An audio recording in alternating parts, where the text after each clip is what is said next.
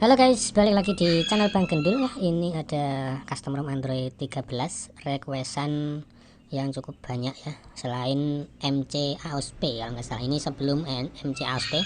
Dan di video sebelumnya aku sudah ngepost cara flashingnya ya. Nanti kalian bisa cek aja di video sebelum ini. Yang jelas custom ROM ini enteng banget, ringan banget, dan aku rasa ini lebih enteng, lebih ringan dibanding Android 12 atau Android 12L pada umumnya. Oke, disimak terus.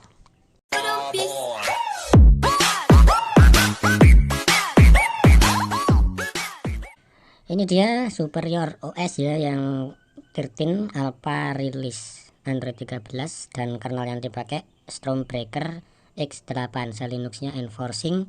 Sudah aku tes untuk hasil Antutu benchmark seperti ini. Kemudian ya kalian bisa lihat suhunya lumayan tinggi ya, tapi waktu aku rasain sih ini wajar aja sih untuk suhunya. Aku ngetesnya pun juga sudah dalam keadaan hangat ya. Terus kemudian untuk CPU throttling-nya itu hasilnya kayak gini, lumayan stabil banget malah kalau dibilang. Ini untuk Android 13 sebenarnya aku agak underestimate sebelumnya, agak meragukan bakalan bakalan enak seperti ini, tapi ternyata jauh dari dugaanku ya. Ini lebih enak dari Android 12 sama Android 12L. Dan kernelnya ini belum overclock ya, jadi masih kebaca 1,8 GHz. Langsung aja kita bahas soal dalamnya. Yang pertama untuk bloatware-nya, di sini nggak banyak ya, untuk bloatware-nya nggak terlalu banyak, dan aku ambil yang versi GAPS karena ada dua versi, GAPS sama vanilla, biar kalian nggak ribet-ribet nyari GAPS yang untuk Android 13. Jadi kalian sebaiknya install yang GAPS aja ya. Dan yang GAPS ini size-nya dikit banget, cuman sekitar 1 gigaan doang guys. Oke, di bagian pertama untuk kameranya ini overall tanpa kendala. Sudah aku tes mulai dari foto, video, ini tanpa kendala ya. Tapi ya untuk apa ya namanya, menunya itu ya emang segini-segini aja ya. Kalian bisa lihat sendiri, ini pakai Google Kamera. Untuk bagian videonya seperti ini, menunya seperti itu. Dan untuk kameranya ini normal semua, sudah aku tes tanpa kendala. Kemudian untuk Magis-nya di sini aku sudah rename ya, dan di awal-awal install Magis aku jelasin waktu pertama kali install Magis seperti biasa itu proses instalasinya nggak berjalan dengan sempurna. Jadi cuman terinstall, masih kedetek Magis, cuman waktu kita buka itu ternyata aplikasinya nggak keinstall guys. Di bagian bukan aplikasinya ya, Magis Manajernya nggak keinstall, jadi kita nggak bisa ngecek safety netnya. Terus makanya kita harus pilih ya, sekalian aja di sini aku pilih Magis yang versi terbaru aja ya sekalian. Dan ini normal sih kalau untuk Magisnya, cuman untuk Magis Manager yang biasa aku pakai versi 23.0 itu nggak kedetek. Kemudian untuk di bagian Play Store kita cek sertifikasi device-nya, dan ternyata ini device is not certified ya, belum tersertifikasi. Kalau untuk aplikasi yang lain bawaannya itu ada Superior Walls yang isinya ya wallpaper gitu. Kalian nanti bisa pilih-pilih di sini kalau mau. Untuk aplikasi yang lain GameSpace, tapi aku kurang begitu suka sama GameSpace ini, lebih mengganggu ya. Kalau dibandingkan antara mengganggu atau membantu, ini lebih mengganggu guys. Next kita langsung masuk ke bagian dalamnya. Yang pertama network dan internet. Hotspotnya ini sudah support buat tethering VPN.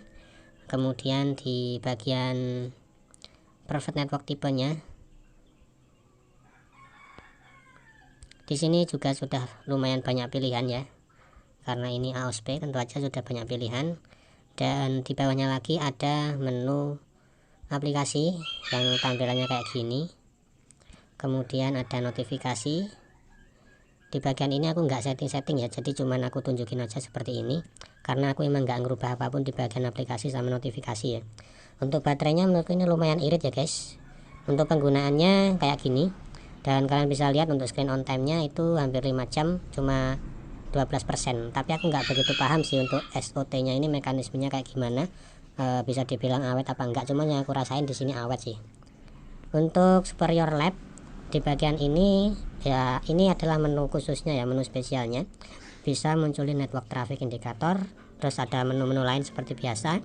Cuman catatannya adalah di sini untuk bagian gestur dan navigasi bar. Biasanya ya di antara dua ini itu nggak ada pilihan invert layout buat pindah posisi tombol back sama resign aplikasi di navibarnya guys. Tapi kalau kalian biasa pakai gestur ya nggak masalah sih sebenarnya untuk kasus ini ya. Tapi kalau aku biasa pakai tombol jadi agak terganggu.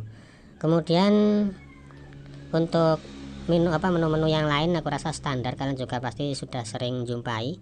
Yang jelas di bagian miscellaneous ini ada ripple effect. Kita naik ke atas ke notifikasi ya, tampilnya kayak gini. Terus tema, di bagian tema ini ada navibar style ya. Navibar stylenya bisa kita pilih-pilih. Kalau untuk customisasinya sih lumayan oke, lumayan lengkap. Dan untuk font ya, bukan font ya, untuk iconnya, icon yang ada di status bar itu bisa kita ubah-ubah guys. Di bagian sini untuk wifi iconnya.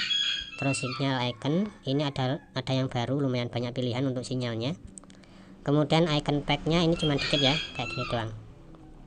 Untuk font aku rasa cukup lah ya. Untuk font ini lumayan banyak pilihan.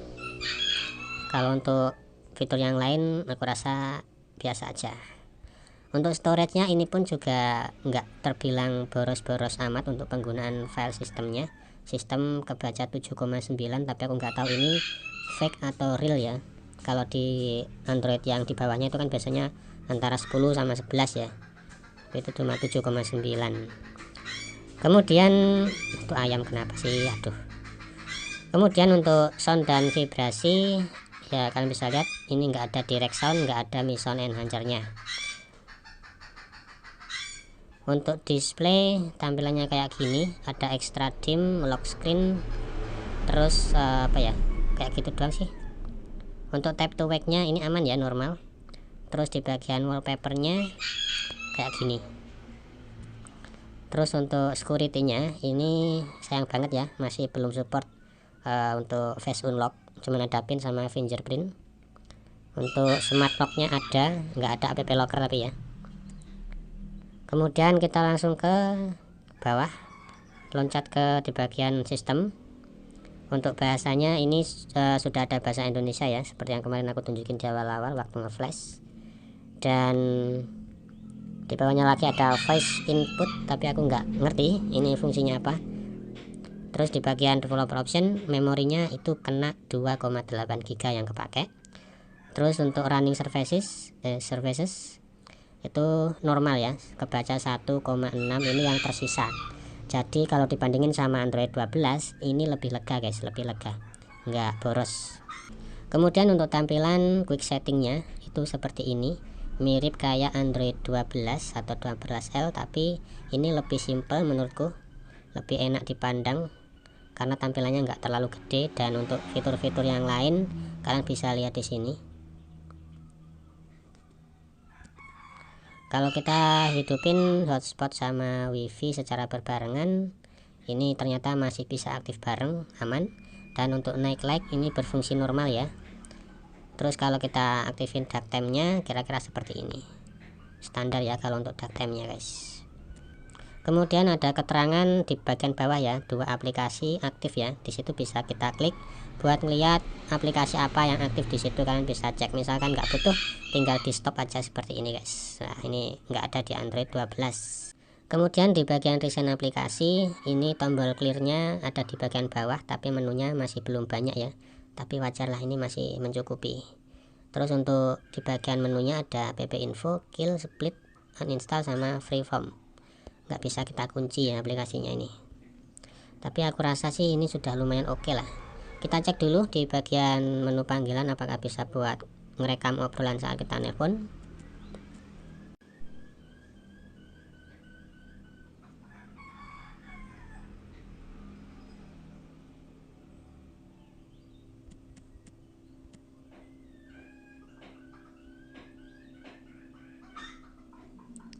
Oke, jadi karena di sini untuk sinyalku hilang ya, karena aku pakai Indosat ini, Telkomselku masih aku lepas. Nanti mungkin bakalan aku infoin di kolom komentar aja. Tapi sebelum aku akhiri, kalian harus ingat di sini ada catatan penting yang harus kalian ingat ya. Untuk custom ROM ini itu nggak ke encrypt walaupun ini Android 13, jadi kita masih bisa install kayak di Android 10, 11 atau ke Android 9 ya, sama aja. Nggak perlu format data juga dan nggak perlu flash DFA alias disable for encrypt. Kemudian ini lebih enteng, seperti yang aku bilang tadi, lebih enteng dari Android 12 atau Android 12L menurutku ya. Dan aku rasa banyak yang setuju kok, di grup Telegram itu banyak yang setuju juga. Tapi ada minus yang harus kalian tahu ya, yang terutama yang tadi aku bilang untuk penginstalan Magis yang tidak sempurna, tapi mungkin ini nggak jadi masalah sih harusnya. Kemudian soal DU recorder yang nggak bisa kita buka ya di awal-awal, itu DU recorder sama aplikasi apa ya kemarin, DU recorder sama power director ya. Di sini aku pakai power director dan DU recordernya sudah aku hapus karena emang nggak bisa dibuka di custom ROM ini. Untuk DU recorder ini sekarang sudah bisa dibuka, tapi ya harus install ulang ya. Kalau dari proses restorasi Swift backup itu nggak bisa guys. Kemudian waktu awal-awal dipakai itu agak kerasa berat, jadi kalian harus pakai beberapa jam gitu biar lebih stabil. Contohnya aja waktu awal-awal aku hapus DU recorder itu, untuk hapus satu aplikasi aja itu butuh sekitar hampir 60 menit ya, hampir 60 detik ya, hampir 1 menit gitu guys. Jadi ya kalian harus tunggu dulu, padahal untuk aplikasi yang lain ini sudah aku install, sudah aku update semua ya di Playstore. Ya aku rasa pertimbangannya itu aja sih. Kalau untuk lain-lainnya dipakai buat daily ini recommended ya. Kalau kalian suka Android jenis-jenis tampilan yang terbaru Android 12 sama 13, aku lebih saranin kalian langsung lompat ke Android 13 saja, karena ini lebih enteng dibandingkan Android 12 sama Android 13 Android 12 sama 12L. Ya guys, gitu aja. Kalau ada unek-unek silahkan aja komen di bawah. Makasih banyak sudah klik video ini. Like kalau suka, dislike kalau kalian tega. Bang Gendul pamit undur diri, dan kita bakal ketemu lagi di next video. See you, bye bye.